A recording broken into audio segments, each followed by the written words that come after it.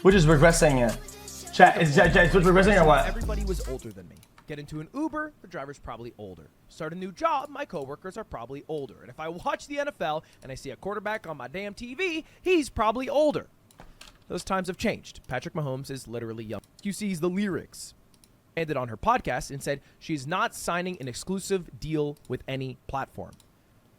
And then she followed up and said Twitch has regressed a bit, and that's why she doesn't want to be exclusive there or put as much energy into just streaming. She's called it messy. Kind of dug into Twitch a bit there.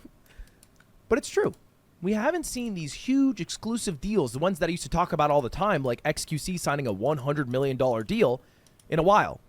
In fact, think back that wasn't to the exclusive last either. YouTube exclusive streamer. Like, they're trying to do the opposite. Dan Clancy, the CEO, said at TwitchCon, today we are taking it a step further and announcing that we are allowing simulcasting on any live streaming service. Their whole philosophy has been, hey, we don't want to sign anyone exclusively. We want to just have people stream on all the platforms possible, and we think our platform is the best, so people will go to us anyway. The only people who've been signing exclusively has, of course, been Kick, who have signed quite a few people exclusively. I believe the last one that I can remember was Nick Merckx. It isn't because of live streaming itself has slowed down. I mean, quite the opposite. In the past year, it's been doing better than really since COVID. Right? If we look at this, January 2023, we had 2.4, almost 2.5 million average concurrent viewers. Now we're up to 2.6 with also more live streamers. So it's quite a healthy scene. But why aren't people signing exclusive contracts anymore? What happened to these 10 million, Chat, 5 million, $100 million platform? Twitch literally cut 1/3 of its staff. So it doesn't make sense to start paying for exclusive content, because it hasn't really shifted on who has a majority in the live streaming space. And Twitch's philosophy of, well, hey, we don't need to sign anybody because people just think we're the best platform and will stream on our website, has somewhat held true. I did a survey and I asked 30 of the biggest streamers in the world what the best streaming platform was. 28 said Twitch, 1 said YouTube, and 1 said multi-streaming. Nobody said Kick. To be fair, maybe I didn't ask the right crowd. But the fact remains, I think that era is gone. And I think that because YouTube has even said to me, hey, we're not going to sign you to another deal. Like, I'm currently signed to be a mostly exclusive streamer with YouTube. I can do some events on Twitch and YouTube, like I've talked about. But after this runs out, it's kind of good. And I don't think they're going to sign anybody else. I don't think they're just like, hey, it's done for you, but we're going to do some other people. I don't expect that to be the case. They could surprise me. We'll see. But I think that's mostly done. I think Twitch is the same. I don't think Dan Clancy wants to be in the business of paying people millions of dollars. I think Kick, although they have billions of dollars from stake and they could maybe sign some more exclusive contracts, I don't think they will be doing at least a lot of it, because it seems to be just kind of a money hole and a money sink.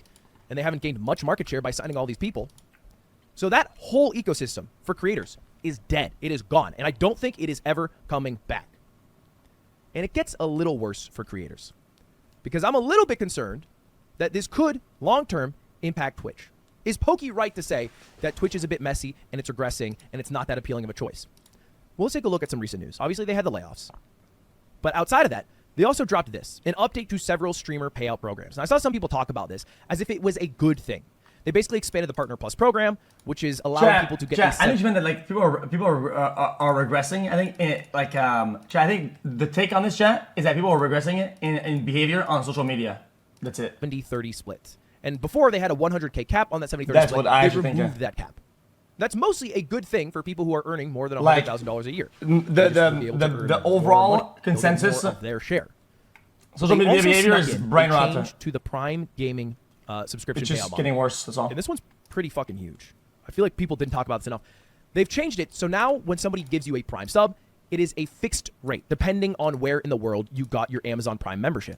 So if you're a North American streamer and you have someone from the US who uses a Prime, you now get a flat $2.25. When I streamed on Twitch, it would just count as a sub. So if I got a Prime, I would get 70% of that sub, $3.50. Oh, I mean, you know what, chat? Guys, I don't get anybody because at the chat, but he's wrong. Guys, he's actually wrong about this. He's wrong about this. You would get pretty much a flat rate for Prime, but different to subs. Subs would get you would be given different amounts depending on what credit card was used or what kind of payment method and from where it's at. I mean, even if you got 50-50, that would still be $2.50, right? And it's even worse if you have a lot of viewers who are outside. I remember some people used to like pay by phone or some shit or whatever, and some subs would give you like less than $1. US. Like, let's say you mainly stream to people from the UK. You're only getting $1.80. Let's say perhaps you are an e-girl streamer and you stream content that is generally for maybe an audience from a country who doesn't have a lot of pornography, so they like watching live streaming websites. Turkey, as an example, you now get 9 cents per Prime, and it makes sense on paper. I think Amazon Prime in Turkey is like $1 a month if you do the currency exchange, so they shouldn't be like hemorrhaging $2.50. But this is a huge fucking change. And I think most people are now going to be earning less money as a Twitch streamer because of this change in Prime.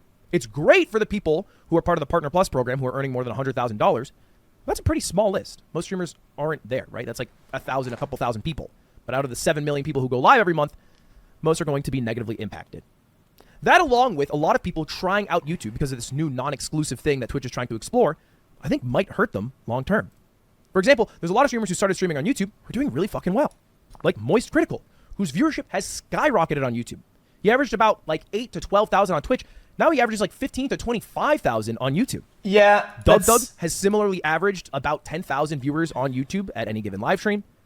We also have chat. Okay, guys, that's like if I'm always on TikTok, I grew up on TikTok. My TikTok has like 20 million fucking subscribers.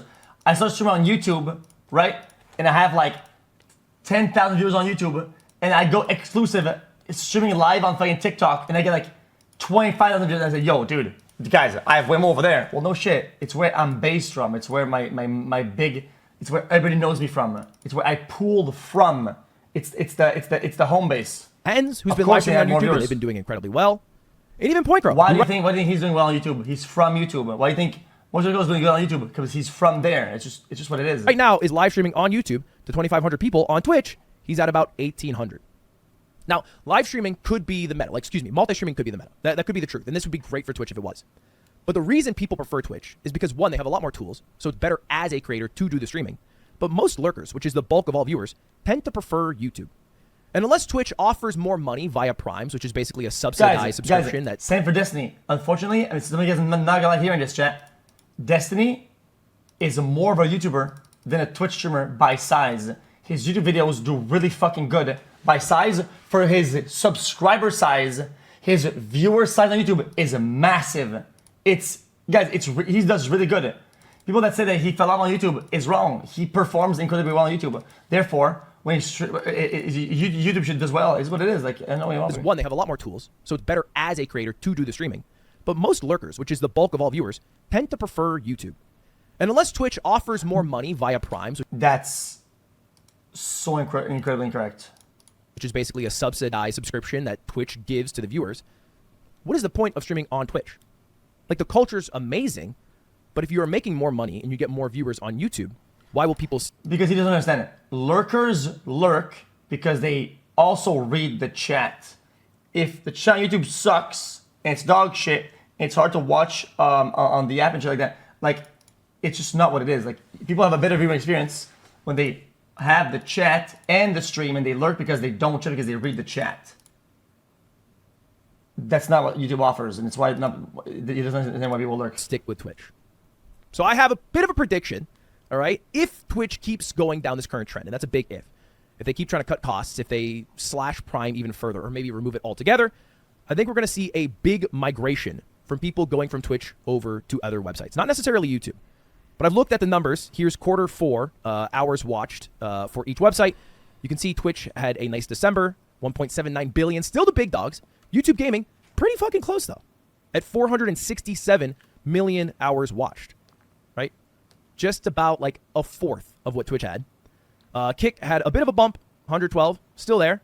And then what might be interesting is also Africa TV, because Twitch is going to cut all their service in Korea February 27th, and Africa TV is the second largest live streaming platform in Korea, so they should see a huge bump in March. That'll be interesting to see. I want to look at these stats a year from now and talk about it, but that's the changing landscape. If anyone has lost their job in esports and is watching this, I hope you're doing good, man. It's devastating what's going on right now. It's changing everywhere. Everything's changing, but it's okay. It's okay that things change. We will all get through it together. I hope you have a good day. Thank you for watching. See you later. Goodbye. Yeah, a lot of oversights here. Problem with YouTube is that, listen, by comparison of density of overall users on the website, this is YouTube and this is Twitch, right? YouTube should be able to convert a lot more of that into a live audience, right? But it can't. Why? A big reason why that is that this is every channel, this is Twitch. It's like kind of like a big bubble, and everybody's in it, right? And they do pretty good at like doing that, and other websites do it for streaming. YouTube, like everybody that streams is its own little island. Like to go from one island to the other is nearly impossible. If they like buy a ticket via a boat or some shit, like get a fucking plane ticket, go underground or some shit. Like there's one with YouTube is that yes, they have a number of live viewers and streamers, cool, but everybody's so separate. There's no discoverability. There's no directories. Like, dude, it's just what it is. And this is graph theory. Hamiltonian and Euler's graph theory. Bing, bing, bing, bing. Boom. Any, yeah.